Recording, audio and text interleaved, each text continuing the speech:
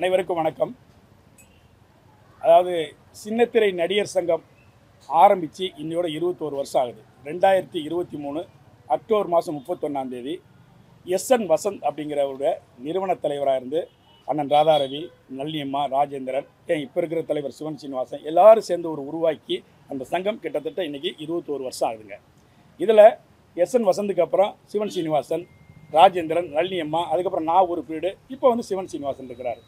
இதில் என்ன ஒரு விஷயம்னா, இப்போ எதுக்காக உங்களை எல்லாம் சந்திக்க வேண்டிய ஒரு சூழ்நிலை ஏற்பட்டுச்சுன்னு கேட்டிங்கன்னா, சின்னத்திரை நடிகர் சங்க வரலாற்றில் பார்த்தீங்கன்னா 2500 உறுப்பினர்கள் இப்போ இருக்கிறாங்க. எல்லாருமே நலிந்த கலைஞர்கள். அதாவது நல்ல வேலைவாய்ப்பு இருக்கிறவங்கன்னு பார்த்தீங்கன்னா மிஞ்சி போனால் ஒரு 100 பேர் 200 பேர் தான் இருப்பாங்க. மீதி உள்ள பேர்னா வேலைவாய்ப்பு இல்லாத ஒரு சூழ்நிலை இருக்கிறாங்க. இந்த மாதிரி நேரத்தில் நான் சென்ற முறை ஒரு 3 வருஷம் ஒரு சின்னத்திரை நடிகர் சங்கத்தில் மிகப்பெரிய ஒரு போட்டியை சந்திச்சு என்னை எதிர்த்து பார்த்தீங்கன்னா தலைவராக நான், நிரோசா, போஸ் வெங்கட், சிவன் சீனிவாசன் இந்த 4 பேரையும் மீறி உறுப்பினர்கள்லாம் என்னை தலைவராக தேர்ந்தெடுத்தாங்க.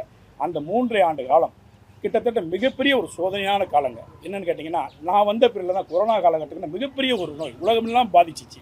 அந்த நேரத்தில் நான் தலைவர் பொறுப்பேற்றேன். அதுக்கு முன்னாடி பார்த்தீங்கன்னா ஒவ்வொரு தலைவர்கள் சின்னத்திரை நடிகர் சங்கத்தின்னு மிகப்பெரிய நிதி எதுவுமே கிடையாதுங்க. நான் வந்ததுக்கப்புறம் என்னுடைய தலைமையில் அந்த நிர்வாகத்தில் மலேசியாவில் மிகப்பெரிய ஒரு நிகழ்ச்சி நடத்தி சின்னத்திரை நடிகர் சங்கத்துக்குன்னு ஒரு 28 லட்ச ரூபாய் மொத்தமாக சேர்த்தோம்.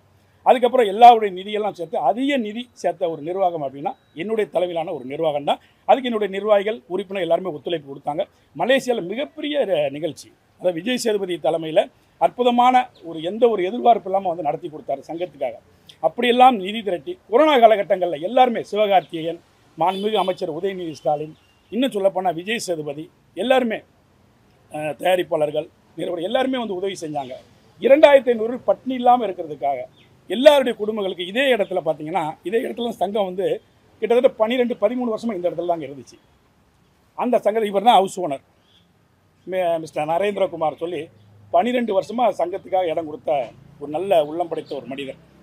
இதுக்கு எதுக்காக அப்படின்னா, இந்த நிர்வாகம் அடுத்த நிர்வாகம் வரும்போது இப்போ சிவன் சீனிவாசன் தலைமையிலான நிர்வாகம் கிட்டத்தட்ட 2 ஆண்டுகள் ஆகுது. இந்த 2 வருஷத்தில் அவங்க செஞ்ச சாதனைகள், அவங்களுடைய செயல்பாடுகள் என்னென்னா, ரவிவர்மா 9 வருஷத்துக்கு தேர்தல் நிற்கக்கூடாது, உறுப்பினராக இருக்கக்கூடாது. இதுக்கு என்ன வழி சொல்லி 26/1/2024 அன்றைக்கி ஒரு பொதுக்குழுவை நடத்தி போஸ் வெங்கட் பேசுகிறார். செயலாளர் இருக்கிற போஸ் வெங்கட் உறுப்பினர் மத்தியில் பேசுகிறார். அவர் சங்கத்தில் மலேசியாவில் குளறுபடி பண்ணிட்டார், ஊழல் பண்ணிட்டாருன்னு அந்த பழைய கதவை சொல்லி அதுக்கெல்லாம் ஆர்கே செல்வமணி தலைமையில் கூட்டம் நடந்து அதுக்கு ஒரு தீர்வு கண்டதாக புதிய நிர்வாகம் வந்திருக்குங்க. நான் இதுக்காக கோர்ட்டுக்கு போய் கோர்ட்டு மூலிமா நீதி அரசரை நியமித்து தான் அந்த தேர்தலே நடந்துச்சுங்க. 2 வருஷம் கழித்து ஆராய்ச்சி பண்ணுறாங்க. இவர் எப்படியாச்சும் தேர்தலில் நிற்க வைக்கக்கூடாது, அதுக்கு என்ன செய்யலாம்? அப்படி ஒரு தீர்மானத்தை பொதுக்குழுவில் நிறைவேற்றப்பட்டதாக சொல்லி பைலாலே இல்லாத ஒரு தீர்மானத்தை இவங்க அதை செயல்படுத்தி உறுப்பினர்களுக்கெல்லாம் ஒரு தவறான பிரச்சாரத்தை என் மேலே பயன்படுத்துகிறாங்க. இதுக்கு ஒரு தீர்வு காண்றதுக்காக நான் நேராக ஹைகோர்ட் நீதிமன்றத்தை நாடுறேன். நீதிமன்றத்தில் என்ன தீர்ப்பு சொல்கிறாங்கன்னா, பைலால இல்லாத ஒரு தீர்மானத்தை இந்த நிர்வாகம் நிறைவேற்றிருக்கு, இதுக்கு ஒரு தீர்வு வேணும்னு சொல்லி லேபர் கமிஷனுக்கு ஒரு உத்தரவு போடுறாங்க. அதாவது பைலால இல்லாத தீர்மானத்தை நிறைவேற்றியாக இந்த நிர்வாகத்தின் மேல் நடவடிக்கை எடுங்க அப்படின்னு உடனே லேபர் கமிஷனை கூப்பிட்டு 2 பேரையும் கூப்பிட்டு 2 பேரையும் விசாரிக்கிறார். ஆமாம், இவர் சொன்னது மனுதாரர் ரவிவர்மா சொன்னது உண்மைதான் அப்படின்னு சொல்லி இப்போ சென்ற முறை ஒரு ஆர்டர் போடுறாங்க, தீர்மானங்கள் ரத்து. 2வது இவரை உறுப்பினராக மீண்டும் சேர்க்கிறதுக்கு நீங்கள் ஆலோசனை பண்ணி அறிவுறுத்தப்படுகிறது அப்படின்னு சொல்லி ஆர்டர் போட்டிருக்கிறாங்க. இவங்க நோக்கம் என்னென்னா, தவறான ஒரு பிரச்சாரத்தை பிம்பத்தை உருவாக்கி இவரை எப்படியாச்சும் மீண்டும் வரக்கூடாதுங்கிறதுக்காக இப்படி செய்கிறாங்க. உறுப்பினருக்கு இந்த 2 ஆண்டுகள் எதுவுமே செய்யலைங்க. நான் சேர்த்து வைத்த அந்த மொத்த பணத்தில் சங்கத்தினுடைய பணத்தை தான் எடுத்து செலவு பண்ணுறாங்களே தவிர எந்த ஒரு நிர்வாக செயல்பாடுகளும் உறுப்பினருக்கு எந்த ஒரு நலனும் கிடையாதுங்க. காரணம் என்னென்னு கேட்டிங்கன்னா, இவங்களுடைய நோக்கமே என்னென்னா, நம்மளை தேர்தல் நிற்கக்கூடாது அப்படிங்கிற நோக்கத்தை தவிர எந்த செயல்பாடும் கிடையாது. அதனால் பரவாயில்ல, நீதிமன்றமும் தொழிலாளர் ஆணையரும் என் மேல் ஒரு நல்ல தீர்ப்பை வழங்கியிருக்கிறாங்க. இதுக்கு மேலே அந்த நிர்வாகம் எப்படி செயல்படுதுங்கிறத உறுப்பினர் தான் அவங்கள கேள்வி கேட்கணும். மாதம் 75,000 ரூபா செலவாகுதுங்க. லீஸுக்கு இருந்த பணத்தை இவர்கிட்ட கட்டாயப்படுத்தி வாங்கி இன்றைக்கி ஒரு வாடகைக்கு ஒரு இடத்துக்கு போயிருக்கிறாங்க. வாடகைக்கு போகணுன்னா உறுப்பினரோட ஒப்புதல் வேணும். 25,000 ரூபா வாடகை, மாதம் 76,000 செலவு, மொத்த செலவு சம்பளம் எல்லாம் சேர்த்தா 76,000 செலவு. அப்போ அடுத்த ஜூன் இவங்க தேர்தல் வரக்குள்ளே இந்த பணம் எல்லாமே மொத்தத்திலே காலி பண்ணிடுவாங்க. அப்போ எந்த ஒரு வருமானமும் இல்லை, எந்த ஒரு வளர்ச்சியும் இல்லாத இப்படி ஒரு சூழ்நிலை இருக்குங்கிறதுனால இதை உறுப்பினருக்கு நான் ஒரு ஆதங்கத்தோடு தெரியப்படுத்தணுங்கிறதுக்காக தான் உங்களை எல்லாம் இன்றைக்கி சந்திக்க வேண்டிய ஒரு சூழ்நிலை ஏற்பட்டிருக்குங்க. வேற ஏதாவது கேள்வி கேட்கணும் சொல்லுங்க.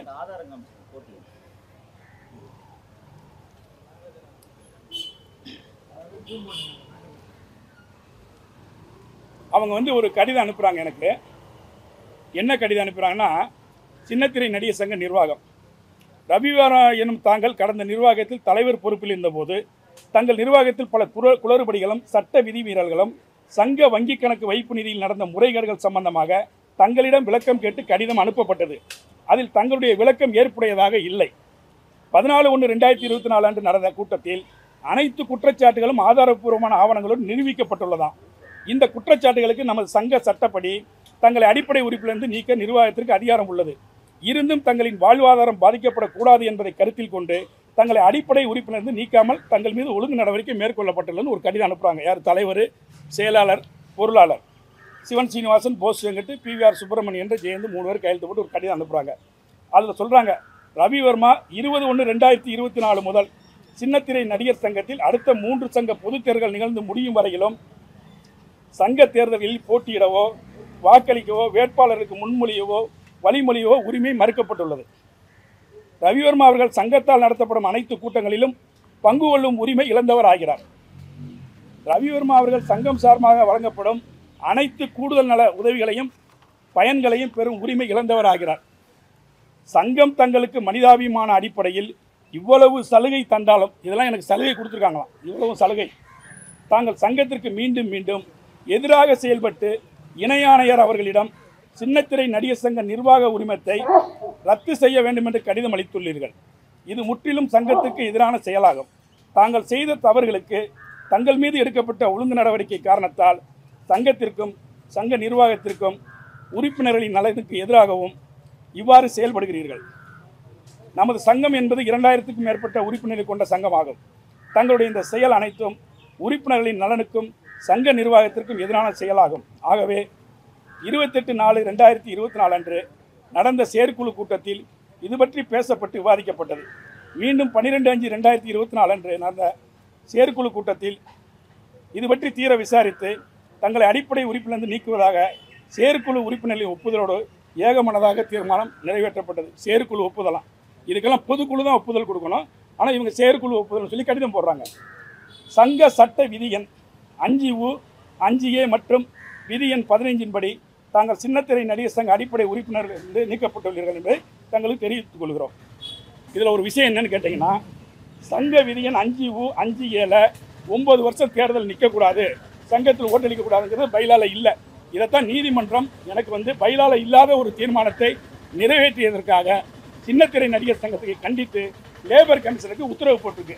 அந்த லேபர் கமிஷனரு அவர் ஒரு உத்தரவு போடுறாரு. இது லேபர் கமிஷனர் கோர்ட் ஆர்டர் படி லேபர் கமிஷனர் போட்ட உத்தரவுங்க. அவர் சொல்றாரு, சப்ஜெக்ட் என்னன்னு கேட்டிங்கன்னா, லேபர் கமிஷன் ஆஃபீஸ்லேருந்து ரவிவர்மாவுக்கும் சின்னத்திரை நடிகர் சங்கத்துக்கு கண்டிப்பாக ஆர்டர் போடுறாங்க. பொருள் சப்ஜெக்ட் 1926ஆம் வருட தொழிற்சங்க சட்டம். சின்னத்திரை நடிகர் சங்க முன்னாள் தலைவர் ரவிவர்மா என்பவர் 26/1/2024 அன்று நடைபெற்ற சின்னத்திரை நடிகர் சங்க பதிவு எண் 2999 CNI பொதுக்குழுவில் தன் மீது எடுக்கப்பட்டதாக கூறப்படும் தீர்மானங்களை ரத்து செய்யவும் சங்க விதிகளுக்கு முரணாக செயல்படும் சங்க நிர்வாகிகளின் மீது உரிய நடவடிக்கை எடுக்கவும் சம்பந்தமாக இது ஆர்டர் என்ன போடுறாங்கன்னா, இப்புகார் கடிதம் குறித்து இவ்வலுவலகத்தில் விசாரணை மேற்கொள்ளப்பட்டது. ரவிவர்மா அவர்கள் தொழிலாளர் இணை ஆணையர் அலுவலகத்தில் சங்க நிர்வாகத்தை ரத்து செய்ய வேண்டும் என்று புகார் அளித்ததற்காக சங்க அடிப்படை உறுப்பினர் பதவியிலிருந்து நீக்கப்பட்டதாக அறிய வருகிறது. மேலும் மனுதாரர் ரவிவர்மா அவர்களுக்கு எவ்வித காரணம் கூறும் அறிவிப்பும் அனுப்பப்படவில்லை. இது சங்க விதிகளுக்கு முரணானதாகும். எனவே ரவிவர்மா மீது அளிக்கப்பட்ட அடிப்படை உறுப்பினர் பதவியை நீக்கி அளித்த கடிதத்தினை மறுபரிசீலனை செய்ய சின்னத்திரை நடிகர் சங்கத்துக்கு அறிவுரை வழங்கப்படுகிறது. இது லேபர் கமிஷன் ஆர்டருங்க. இது 2 நாள் ஆச்சு. இதெல்லாம் உறுப்பினர்களுக்கு, எங்கள் உறுப்பினர்களுக்கு தெரியப்படுத்தணுங்கிறதுக்காகத்தான் உங்களையெல்லாம் இன்றைக்கி சந்திக்கக்கூடிய ஒரு வாய்ப்பு கிடைச்சிருக்குங்க. ரெண்டாவது, உறுப்பினர்களுக்கு எதையுமே எந்த தகவலும் சொல்கிறது கிடையாது. பைலால இல்லாத ஒரு விஷயங்களை இந்த மாதிரியெல்லாம் செயல்படுத்த இந்த நிர்வாக உரிமத்தை ரத்து செய்யணும்னு சொல்லி தனியாக ஒரு பெட்டிஷன் கொடுத்தேன். அதுக்கு அவர் என்ன சொல்கிறாரு, லேபர் கமிஷனரு அதையும் விசாரணை பண்ணி அதுக்கு ஒன்று சொல்கிறாரு, இந்த சின்னத்திரை நடிகர் சங்க நிர்வாகத்தினே ரத்து செய்கிறதுக்கு நான் ஒரு ஆர்டர் கொடுக்குறேங்க. அது வந்து சொல்கிறாரு, சென்னை தொழிலாளர் ஆணையர் அவர்களின் குறிப்பான எண் நாள் 26/4/2024 மாண்புமிகு மெட்ராஸ் உயர்நீதிமன்ற ஆணை WP நம்பர் 12-33/4/2024 WMP நம்பர் 13-444/2024 நாள் 30/4/24. அவர் சொல்கிறாருங்க, மனுதாரணி இப்புகார் குறித்து தீர்வளிக்க 1926ஆம் வருட தொழிற்சங்க சட்டத்தின்படி தொழிற்சங்க கூடுதல் பதிவாளருக்கு அதிகாரம் இல்லை. அவருக்கு அதிகாரம் இல்லை, ஏன்னா சங்கத்தை கலைக்கிறதுக்கு. உரிய பெருநகர உரிமையல் நீதிமன்றத்தை அணுகி உரிய நிவாரணம் காணுமாறு மனுதாரருக்கு அறிவுரை வழங்கப்படுகிறது. இப்போ என்னென்னா, சங்கத்தை கலைப்பதற்கு சிட்டி சிவில் கோர்ட்டில் போய் நீங்கள் வந்து ஒரு ஆர்டர் வாங்கிக்காங்க, பட் உங்களை வந்து நீக்கினது தவறுங்கிறது அதுக்கு தனி ஆர்டர் போட்டோன்னு சொல்லியாச்சுங்க. இனி சின்னத்திரை நடிகர் சங்கம் என்ன நிர்வாகம் எடுக்குதோ அதை பார்த்துட்டு தான் அடுத்த கட்ட சட்ட ரீதியான நடவடிக்கைகளும் உறுப்பினர்களுக்கு என்ன செய்யணுங்கிற ஒரு நடவடிக்கையை நாங்கள் மேற்கொள்றதா இருக்கிறோம். இதுதான் எங்களுடைய இறுதி முடிவுங்க. சார், இந்த ஜூனியர் ஆர்டிஸ்ட்டை வந்து சில இயக்குநர்கள் வந்து ஆபாசமாக பேசினாங்க. அதோட வீடியோ கூட உங்களுக்கு வந்துருக்கு. ஒரு டிவி சீரியலோட ஒரு சம்பந்தப்பட்ட ஒரு வீடியோ. அவங்க அத்தனை பேருமே ஜூனியர் ஆர்டிஸ்ட் தான். வரம்புக்கு மிஞ்சின ஒரு வார்த்தைகளா பேசியிருக்காங்க. யார் பேசியிருக்கா? அவர் யார் பேசு? ஜூனியர் ஆர்டிஸ்ட் அவங்களுக்குள்ள இயக்குனர் அவங்களுக்குள்ள பேசுறாங்க. ஆனா வீடியோ கூட சரிங்க. இல்லைண்ணா, நான் கேள்விப்பட்டேனே தவிர நண்பர் சொன்ன மாதிரி வீடியோ வரலங்க. பட் இது என்னன்னு கேட்டிங்கன்னா, இது இயக்குனர் சங்கம் எங்களுடைய கூட்டமைப்பு இருக்குங்க. இப்போ அந்த இயக்குனர் சங்கத்தில் இதே மாதிரி சம்பவம் எனக்கெல்லாம் முன்னாடி வந்துச்சுங்க. ஒரு ஒரு ஜூனியர் ஆர்டிஸ்ட்டை வந்து ஒரு இயக்குனர் தவறாக பேசிட்டான்னு நான் நிர்வாகத்தில் இருந்தப்போ வந்துச்சுங்க. அதுக்கு சொல்கிறேங்க. அப்போ நேரடியாக நாங்கள் போய் அந்த இயக்குனர்கிட்ட அவர் இதே மாதிரி தான் வீடியோவை எடுத்து வச்சு பாருங்கள், நீ தகாத வார்த்தையெல்லாம் பேசினார் ஜூனியர் ஆர்டிஸ்ட்டுங்கிற முறையில். அதை வந்து மேனேஜர் பேசினார், டைரக்டர் இல்லை, மேனேஜர் பேசினார். உடனே நாங்கள் என்ன பண்ணோம், அதை வந்து இயக்குனருக்கும் தயாரிப்பாளரும் அதே இடத்துல ஸ்பாட்டுக்கு வர வச்சு அவங்களுக்கு போட்டு காட்டின உடனே அந்த தயாரிப்பாளரே மன்னிப்பு கேட்டாங்க. இது சொல்லிதான் உடனே வந்து அவரை வந்து 6 மாதம் அந்த மேனேஜர் யூனியன் சஸ்பெண்ட் பண்ணாங்க. சஸ்பெண்ட் பண்ணி வேலையே இல்லை. அவர் வந்து எங்கிட்ட எவ்வளோ கெஞ்சி பார்த்தாரு, சஸ்பெண்ட் பண்ணாங்க. அதாவது இந்த மாதிரி ஒரு நீங்கள் தீர்வு என்னென்னா, அது அந்த உரிய இயக்குனர் சங்கம் இருக்குது, பெப்சி இருக்குது, அந்த எங்களோட கூட்டமைப்பு இருக்குது. உங்களோட சங்கத்தில் ஜூனியர் ஆர்டிஸ்ட் எல்லா இல்லை எங்களுக்கு வந்து சின்னத்திரை நடிகர் சங்கம் ஜூனியர் ஆர்டிஸ்ட் தனி அமைப்பு சங்கம் இருக்குது. ஆமாம், அதுக்கு தனி அமைப்பு இருக்குது. பட் இருந்தாலும் நாங்கள் எங்களுடைய கோரிக்கையை வந்து இது வந்து அவங்க வந்து நியாயமாக இருந்தால், ஆமாம் நியாயமாக இருந்தால் நாங்களும் வந்து போய் அந்த உரிய நடவடிக்கை எடுப்போம். அந்த கூட்டமைப்பில் சொல்லி அவங்களுக்கு யார் அதுக்கு சம்மந்தப்பட்டிருக்காங்களோ அவங்களுக்கு வந்து அதை வந்து உணர்த்துறதுக்குள்ள என்ன உண்டோ, ஒரு 6 மாதம் அவங்களுக்கு வேலை இல்லைன்னு சொன்னால் தான் அந்த கஷ்டங்கள் தெரியும். அந்த மாதிரி நடவடிக்கைக்கு நாங்கள் துணை நிற்போம். சார், ஒரு சில சீரியல்ஸில் வந்து இரவு பகலாக வேலை பார்க்குறாங்க. கிட்டத்தட்ட ஒரு ரூலே வந்து 8 மணி நேரம் 10 மணி நேரம் தான். இதை மிஞ்சி வந்து 15 மணி நேரம் டெய்லி ஷூட்டு, நைட் ஷூட் வேலை பார்க்குறாங்க. ஸோ அவங்களுடைய வாழ்வாதாரம் எப்படியோ முயறோ இல்லையோ அவங்களுடைய ஃபேமிலியோட உடல்நிலை வந்து பாதிக்கப்படுது. ஸோ இந்த மாதிரியான ஒரு சோர்ஸ் வரும்போது எங்களை எப்படி ஸ்டார்ட் பண்ணுறேன்? அது கிடைக்க காரணம் என்னங்க சார், பெரிய நடிகர் சங்கமும் சின்ன நடிகர் சங்கமும் பெப்சி அமைப்பில் நாங்கள் இல்லை. அது நீங்கள் 24 கிராஃப்டில் தொழிலாளர் காலை 8 மணிலேருந்து 9 மணி வரைக்கும் வேலை பார்ப்பாங்க. 9 மணிக்கு மேலே 1.5 பேட்டா, அதுக்கு மேலே போனால் 2 பேட்டா. ஏன் நடிகர்களுக்கு இல்லைங்கிற இந்த கேள்வியெல்லாம் எங்களுக்கு வந்துச்சு. நாங்கள் காலையில் 8 மணிக்கு போகிறோம், 10 மணி 1 மணி வரைக்கும் நாங்கள் நடிக்கிறோம், எங்களுக்கு அந்த ஒரு நாள் ஒரே சம்பளம் தான் கொடுக்குறாங்க அப்படின்லாம் எங்களுக்கு கேட்டிருக்காங்க. ஆனால் அதுக்கு என்ன காரணம்னா, நாங்கள் அப்படி கேட்க முடியாது. நாங்கள் வந்து தொழிற்சங்க அந்த லேபர் ஆக்டில் பெப்சியில் அமைப்பில் இல்லை. ஏன்னா நாங்கள் ஒரு நடிகருங்கிறப்ப போகிறப்ப எங்களுக்கு காலையில் ஒரு காட்சி இருந்தால் அந்த ஒரு காட்சியை முடிச்சுட்டு எங்களை அனுப்பி விட்ருவாங்க. காலையில் போகிறோம், 8 மணிக்கு ஷூட்டிங் போகிறோம், உங்கள் காட்சி முடிச்சு போயிடுறாங்க. ஆனால் அதே மாதிரி அவங்களுக்கு வந்து அப்படி அனுப்ப மாட்டாங்க. நீங்கள் அந்த ஷூட்டிங் முடிகிற வரைக்கும் அவங்க ஒர்க் பண்ணி தான் ஆகணும். அதனால் வந்து எங்களுக்கு வந்து அந்த குறிப்பிட்ட சம்பளங்கிறனால எங்களுக்கு அந்த டயத்துக்கு நடிகர்களை ஒதுக்கிட்டு அந்த டைம் முடிஞ்சோன்னே எங்களை அனுப்பி விட்ருவாங்க. அதனால் வந்து எங்களை சம்பள உயர்வு நாங்கள் கேட்க முடியல. அது ஒரு பிக்சர் தான். தலைவர்கள் முன்னாள் நிர்வாகிகள் வந்து கணக்கில் இருக்கக்கூடிய ஒரு சங்கத்தின் நிர்வாகிகள் மேலே குற்றச்சாட்டுகள் வைக்கிறது. உங்களை வந்து உரிமை மீறல் வழக்குன்னு சொல்லி இதை போட்டீங்க. ஆமாம், இப்போ வந்து அறிவுறுத்தி இருக்காங்க. ஆமாம். ஸோ அவங்க அதை கன்சிடர் பண்ணலன்னா உங்களோட அடுத்த கட்ட நடவடிக்கைகள் கன்சிடர் பண்ணலை அப்படின்னா அருமையான நல்ல கேள்வி தான். இப்போ வந்து எங்களுக்கு வந்து யார் அப்படின்னு கேட்டிங்கன்னா, தொழிற்சங்கம், தொழிலாளர் நலத்துறை. இதை வந்து ஃபஸ்ட்டு அவங்ககிட்ட நான் கேட்டதுக்கு, நாங்கள் முதல்ல வந்து எல்லா தொழிலாளர்களுக்கும் எல்லா சங்கங்களும் எங்களுக்கு குழந்தைகள் தான். ஃபஸ்ட்டு நாங்கள் அறிவுறுத்தல் சொல்லுவோம், அதுக்கப்புறம் கண்டிப்போம், அதுக்கப்புறம் தான் தண்டிப்போம். எதுங்கய்யா? போயிடுச்சுங்க, போயிடுச்சு. போயிடுச்சு.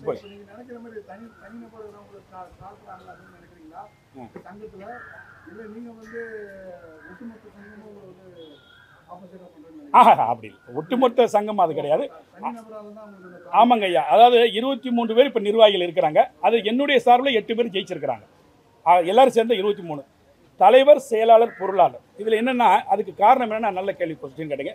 பிவிஆர் சுப்பிரமணியம் என்கின்ற ஒரு பொருளாளர் இப்போ இருக்கிறார். அவர் நான் நிர்வாகத்தில் இருந்தப்போ அவர் பொருளாளராக இருந்தாருங்க, இதே இடத்துல சங்கத்தில் இருந்தாருங்க. அப்போ சங்கம் வந்து கிட்டத்தட்ட ஒரு 3 மாதம் ஒரு பிரச்சனையில் மூடப்பட்டிருந்த காலம் நான் இருந்தப்போ.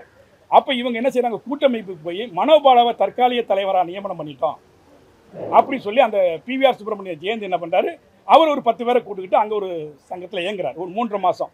இந்த 3.5 மாதத்தில் இந்த சங்கம் மூடி இருக்குதுங்க. இவர் ஹவுஸ் ஓனர் இருக்குது, சங்கம் பூட்டு போட்டாச்சு. அப்போ என்ன செய்ய, தனி ரசீது புக்கு, தனி பில் புக்கு, தனி வவுச்சர் அடிக்கிறாங்க. இது சட்டத்துக்கு புறமான செயல்னு சொல்லி லேபர் கமிஷன் நாங்கள் சொல்கிறோம், கூட்டமைப்புலையும் சொல்கிறோம். ஆனால் அந்த மனோபலா வந்து என்னென்னா 200 உறுப்பினர்கள் சேர்ந்து தான் தலைவரை தேர்ந்தெடுக்க முடியும். இந்த 20 பேர் சேர்ந்து எடுக்க முடியாது. அது எவ்வளோ நாங்கள் சொன்னால் கேட்கலாம். அந்த 3 மாதம் அவர் தான் தலைவர், அவர் தான் சொல்லி அதையும் என்னை அசிங்கப்படுத்தினாங்க. பட் அதுக்கு தான் ஆர்கே செல்வமணி அவர்கள் பிப்சி அமைப்பு மூலம் ஒரு கூட்டம் நடத்தி, ஒரு தேர்தல் நடத்தி, அதுலேயும் நான் தான் ஜெயித்தேன். அதுக்கப்புறம் அவர் இல்லை, நான் ராஜினாமா பண்ணுறேன்னு போயிட்டாங்க. அதையும் மீறி வந்து கிட்டத்தட்ட 3 வருடம் நான் தான் இறுதி வரைக்கும் ஒரு தலைவராக இருந்தேங்க.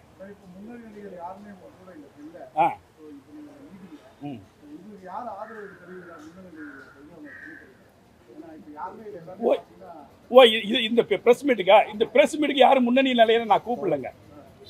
இவங்க எப்பயுமே நம்ம கூட இங்கே இருக்கிறவங்க. காரணம் என்னன்னா,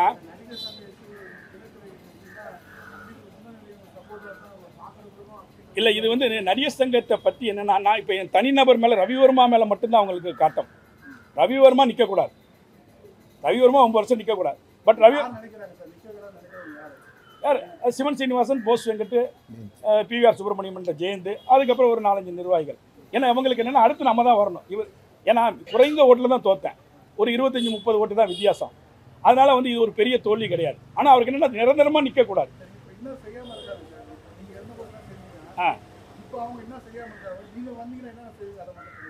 இல்லை, நான் வந்தால் என்னென்ன செய்வேனோ அதை நான் இருந்தப்போ செஞ்சுட்டேன். இப்போ நீங்கள் இப்போ அந்த காசு, இப்போ நாங்கள் என்ன சேர்த்து வச்சோமோ அந்த காசை எடுத்து மாதம் 70,000 செலவு பண்ணியிருக்காங்க. எந்த வருமானம் இல்லை. அவங்க வந்து யாருமே செய்யலை. டீ செலவு கூட அந்த சங்கத்து காசு செய்கிறாங்க. ஆனால் ரவிவர்மா நிர்வாகத்தில் இருந்தப்போ ஒரு டீயோ ஒரு கன்வீனியன்ஸோ எதுவும் என்னுடைய வவுச்சரில் என் பேரில் இருக்காது.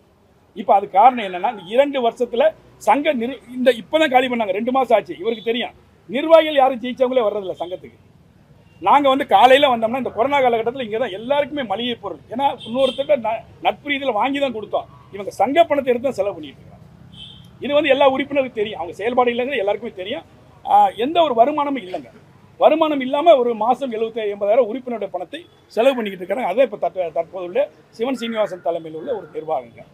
இல்லை அவர் அவருடைய போஸ் வெங்கட் செயலாளராக இருக்கிறாரு. அவருக்கு ஏதோ அரசியல் பின்னணி இருக்குன்னு சொன்னாங்க. இந்த மாதிரி இங்கே வந்து அரசியல் கிடையாதுங்க. எங்களை பொறுத்தவரை எல்லாருமே எல்லா கட்சியிலும் இருப்பாங்க.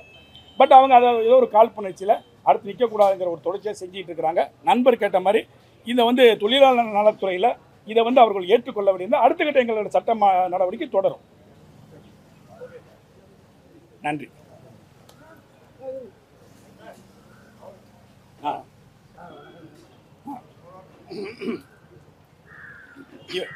நண்பர் பேர் வந்து பாண்டி டி செல்வம், பாண்டிச்சேரி மாநிலத்தினுடைய சின்ன நடிகர் சங்கத்துடைய தலைவர். அவர் சின்னத்திரையிலும் எங்களுக்கு உறுப்பினராக இருக்கிறார். என்னோட வந்து எங்களுடைய அணியில் வந்து அவர் போட்டிட்டு நின்னாருங்க.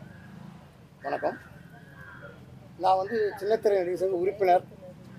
உறுப்பினர் முறையில் ஒரு 3 கேள்வி தான் உங்களுக்கு. இப்போதைக்கு சங்கம் வந்தாங்க.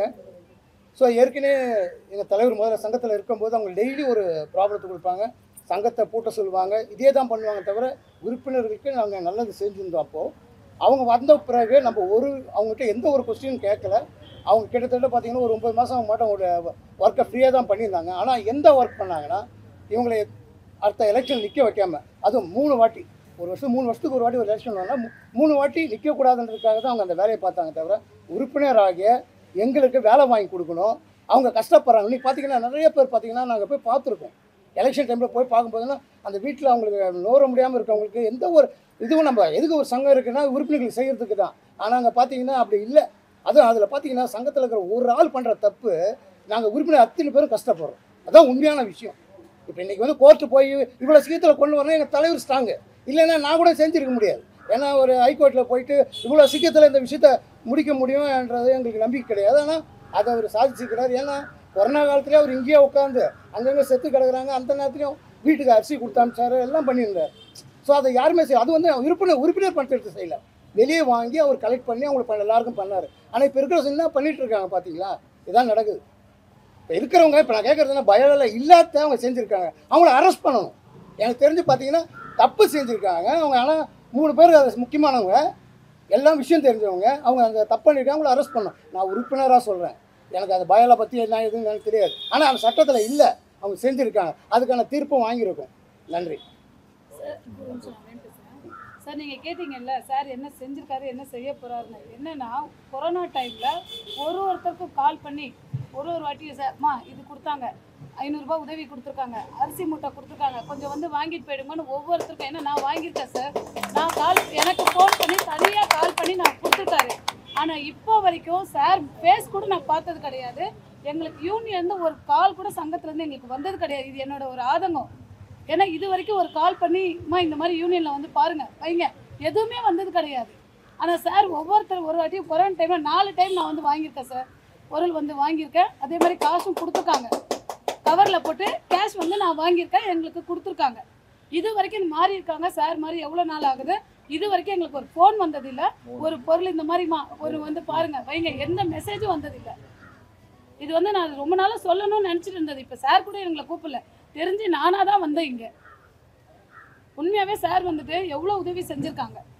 வீட்டில் இருப்போம், அந்த போலீஸ்காரங்க கிட்ட கூட எங்கள் காடை காலுங்கன்னு ஒரு கீ செயினை கொடுத்து, இதை போலீஸ்காரங்க எங்கே மடக்குனா இந்த கீ செயினை காமிச்சிட்டு வாங்க, சங்கத்துக்கு வரேன்னு சொல்லிட்டு வாங்க அப்படின்னு சொல்லி எங்களுக்கு கீ செயின் ஒரு வாட்டி ஃபஸ்ட் டைம் வரப்போ கொடுத்து விட்டாங்க. அதை வச்சு நாங்கள் ஒரு 4 வாட்டி வந்து நாங்கள் வாங்கிட்டு போயிருக்கோம் சார்.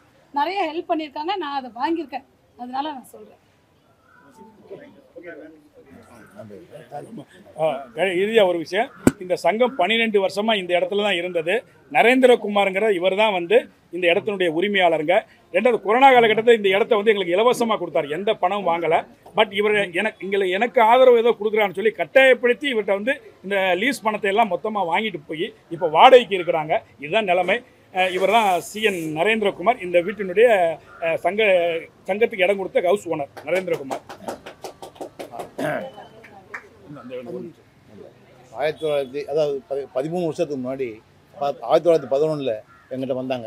2011 எங்கிட்ட வந்தாங்க ராஜேந்திரன், அப்புறம் தினகரன் அண்டு காந்த், ராஜ்காந்த்ன்றவர் வந்து வாடகை கேட்டாங்க. நான் சொன்னேன் வாடகை தரேன், 15 ரூபா வாடகைன்னு சொன்னேன். இல்லை இங்கே லீஸ்க்கு எடுத்துங்க சார், 7 lakhs லீஸுன்னு கொடுத்தேன். 7 lakhs லீஸுன்னு கொடுத்து அவங்க எடுத்தோன்னே இந்த வரைக்கும் போய் பார்த்தது கிடையாது. 13 வருஷம் நான் போய் பார்த்தது கிடையாது. ஆனால் 13 வருஷமாக 2 வாட்டி தான் பெயிண்ட் பண்ணியிருக்காங்க, எல்லாம் பண்ணியிருக்காங்க. ஆனால் அந்த வீட்டுக்கு வந்து கிட்டத்தட்ட என்ன இதுக்கப்புறம் இப்போ வந்து காலி பண்ணுறேன்னு சொன்னாங்க. போன வருஷத்துக்கு முந்தின வருஷம் என்னுடைய பெண்ணுடைய கல்யாணத்தினால பணத்தை கொடுக்க முடியாது, நீங்கள் அடுத்த மாதம் வாங்கிங்கன்னு சொன்னேன். 2 மாதம் கழிச்சு கேட்டாங்க, அதில் அவங்க கேட்டாங்க, உடனே பணம் கொடுக்குறது ஏற்பாடு பண்ணி 12 லட்ச ரூபா கொண்டு வந்து கொடுத்தேன். அந்த ஜனவரி 25 கொண்டாந்து கொடுத்தேன். 12 லட்ச ரூபா கொடுத்துட்டேன். ஆனால் அன்றைக்கி காலி பண்ணல. தயவுசெய்து மன்னிச்சுங்க, இன்னும் ஒரு வருஷம் ஆகட்டும் அப்படின்னு சொன்னாங்க. சரி நம்பிட்டேன். ஆனால் இப்போ வந்து எலெக்ஷனில் வின் பண்ணி வந்த உடனே அடுத்த நாளே லெட்டர் கொடுத்தாங்க. என்னென்னு கொடுத்தாங்க, இந்த வீடை காலி பண்ணுங்க, எனக்கு அட்வான்ஸ் கொடுங்க, ரைட் நான் தரேன், 4 மாதம் போட்டுங்கன்னு சொல்லிட்டு பிப்ரவரி மாதம் 15ஆம் தேதி நான் 10 லட்ச ரூபா கொடுத்துட்டேன்.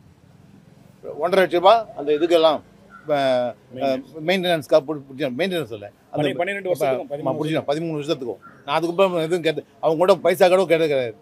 ஆனால் அதே சமயத்தில் இவங்க வந்து 13 அந்த ஒரு வருஷம் காலி பண்ணுவேன்னு சொன்னார். ஆனால் பண்ணவே இல்லை. 2 மாதம் ஆச்சு பண்ணல. அப்போ தான் அவர்கிட்ட கேட்டேன், சீனிவாசன் அவங்கள்ட்ட மட்டும் பேசினால அவர்கிட்ட மட்டும் பேசுகிறேன். கடைசி வரைக்கும் கொடுக்கல. என்ன சொன்னார், சரி ரைட் காலி பண்ணி போகிறேன்னு சொல்லிட்டு கதவை பூட்டின்னு போயிட்டாங்க. பூட்டின்னு போயிட்டு சாவி தரல. ஆனாலும் சரி ஒரு நாள் பார்த்தேன், அப்படின்னு மத்தியானம் வந்து திறந்தாங்க. அன்றைக்கி உடனே கண்டபடி கத்த ஆரம்பித்தேன். உடனே கதவை திறந்து விட்டாங்க. இப்போ எந்த விதத்துலன்னா, ஏன்னா 1 லட்ச ரூபா நான் தர வேண்டியது, நான் கொடுக்குறேன்னு சொன்னேன். ஆனால் அவங்க கடைசியானது 18,500 தரணும் அப்படின்னாங்க.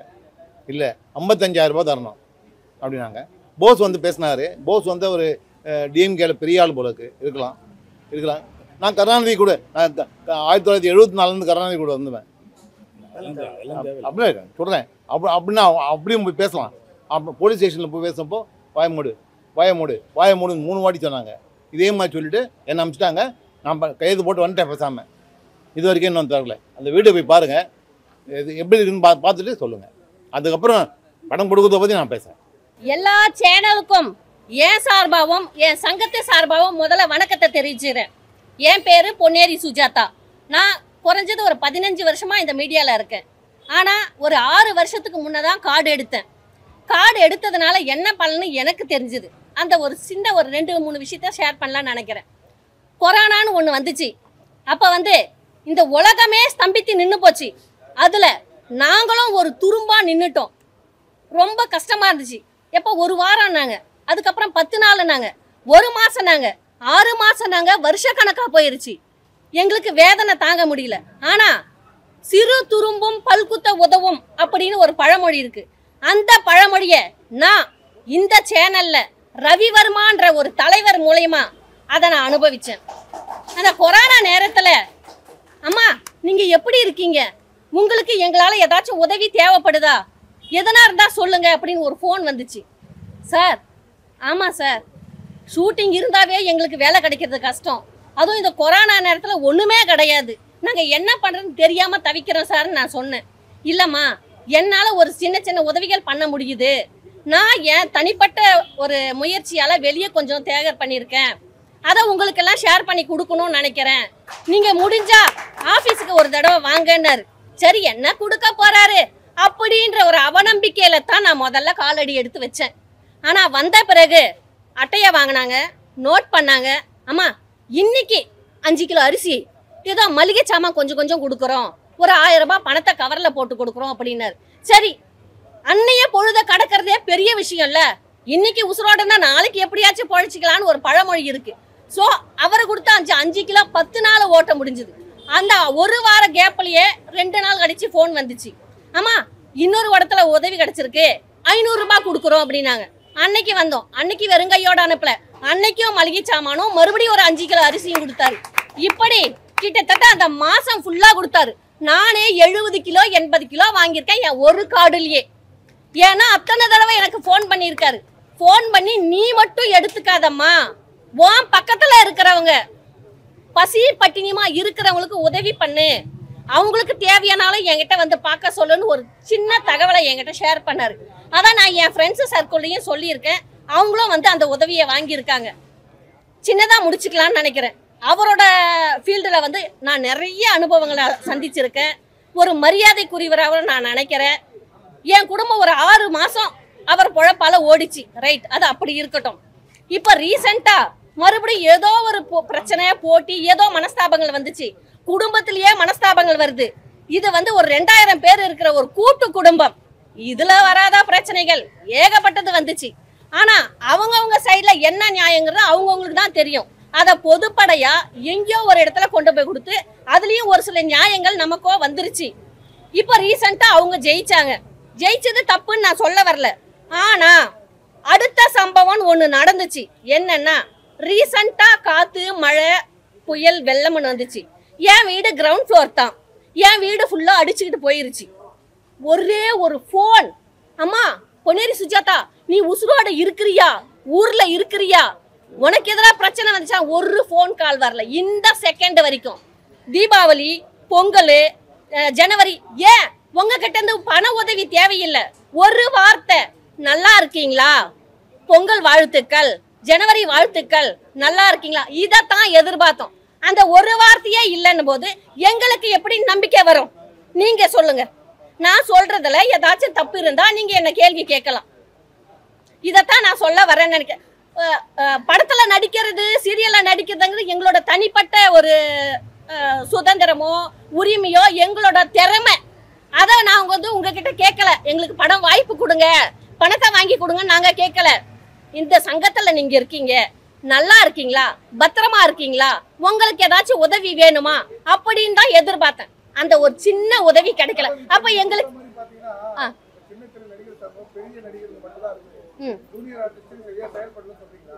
செயல்படலைன்னு நான் சொல்லலை சார். எங்களுக்கு வந்து எங்க திறமைக்கு தான் அங்க வாய்ப்பு கொடுக்குறாங்க. அதை வந்து இவங்க வேலை வாங்கி தரணும்னு நான் கேள்விக்குறியா அங்க வைக்கல. ஒரு சமயத்துல இருந்துச்சு எங்களுக்கு வேலை வாங்கி கொடுங்கன்னு வந்து கேட்டேன். ஆனா சேனல்னு ஒண்ணு இருக்கு சார். சார் இவங்க வந்து என்ன சொல்ல வராங்க, வேலையை நாங்க வந்து கேட்கல, ஆனா நாங்க எப்படி இருக்கோம் அப்படின்னு ஒரு கால் பண்ணி கேட்டது கிடையாது. பணம் கட்டி நாங்க சேர்ந்தோம்ல சார், நம்ம குடும்பம் தானே நாங்க சேர்ந்தோம். குடும்ப உறுப்பினர்கள் நல்லா இருக்காங்களான்னு கேட்கலையே, அதான் எங்களோட ஆதங்கமா வருத்தம். சார் கேட்டிருக்காரு.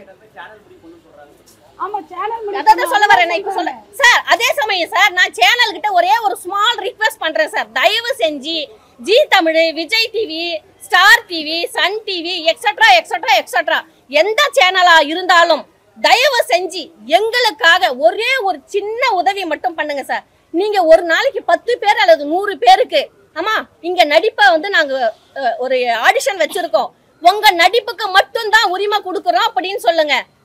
இப்படின்ற நேரத்துல யாரு நடிக்கிறாங்களோ அவங்கள நீங்க எடுத்துக்கோங்க சார், நாங்க வேண்டாம்னு சொல்லல. ஆனா தமிழ் ஆர்டிஸ்டுங்கள், சென்னை ஆர்டிஸ்டுங்களுக்கு நிறைய பேருக்கு வேலை கிடையாது சார். அந்த ஆதங்கத்துல நான் முதல் லிஸ்ட்ல இருக்கேன். எனக்கு கொடுங்க சார். என்ன கேரக்டர் 10 செகண்ட் இறங்கி நடிக்க நான் தயார். ஆனா சேனலுங்கிறாங்க, சேனல்ல எங்களுக்கு யாரையுமே தெரியாது சார். நடிப்பு மட்டும்தான் எங்க உசுறு. நடிக்க சொல் இப்ப கேளுங்க, பிச்சைக்காரியா நடிக்க சொல்றியா, கோடீஸ்வரியா நடிக்க சொல்றியா, நெகட்டிவா நடிக்க சொல்றியா, நான் நடிக்க தயார் 15 வருஷத்துல.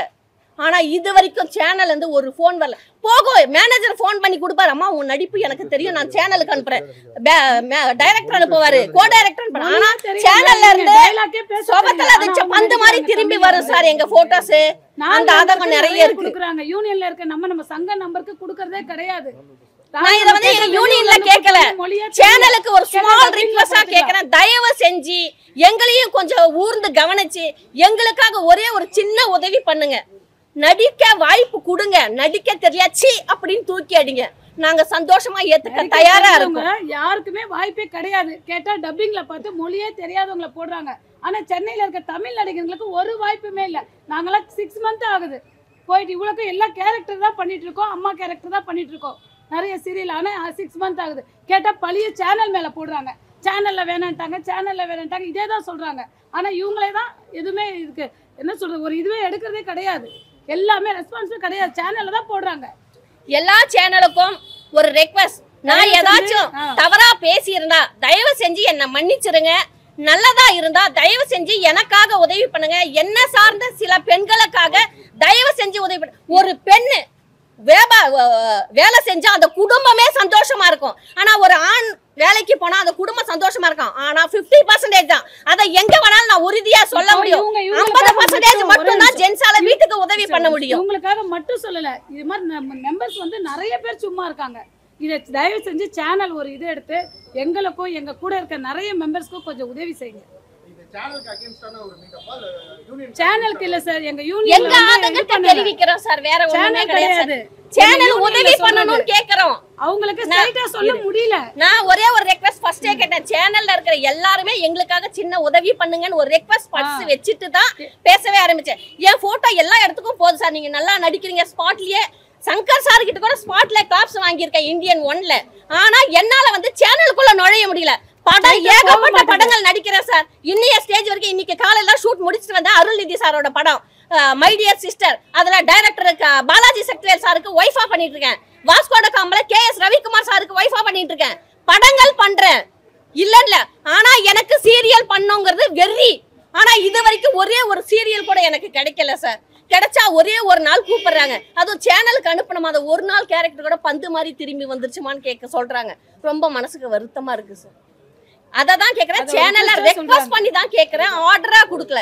எங்களோட தாழ்மையான வேண்டுகோளா கொடுக்குறேன். தயவு செஞ்சு ஜி தமிழ், விஜய் ஸ்டார், கலைஞர், சன் டிவி எக்ஸெட்ரா எல்லாருமே எங்களை கூர்ந்து கவனிச்சு ஒரு வாய்ப்பு கொடுங்க பெண்களுக்காக. அதுதான் சார் என்னோட தாழ்மையான வேண்டுகோள். எல்லாருக்கும் நன்றி, வணக்கம்.